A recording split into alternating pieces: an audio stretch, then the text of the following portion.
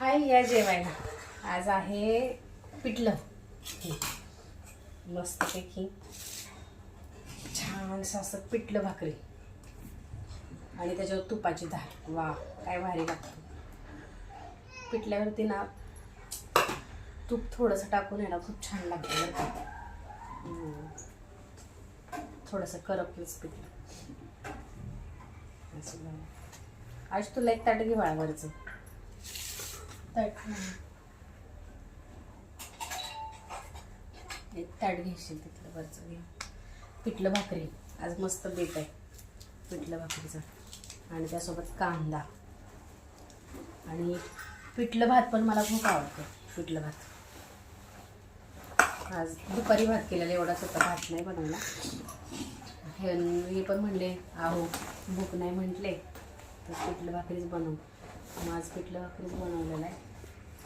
आम्ही पण आयुष आणि मी पण, माझा छोटा मुलगा आणि मी पण जेवलो होतो मला 5 वाजता, त्यामुळं काही एवढी फार भूक नाही.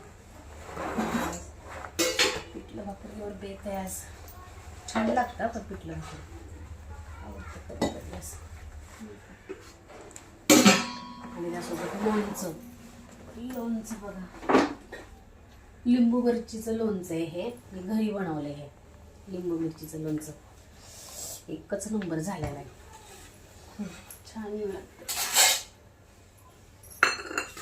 आज काय केलं याच्यामध्ये, पुन्हा मी ह्याच्यात थोडंसं गरम तेल, स्टीलच्या डब्यामध्ये होतं हे. स्टीलच्या डब्यात चित पडलं खाली, सगळं तेल बघा इथं सगळं सांडत होतं तेल. मी त्याच्यावरच बसले. व्हायचे माझे कपडे खराब सगळे.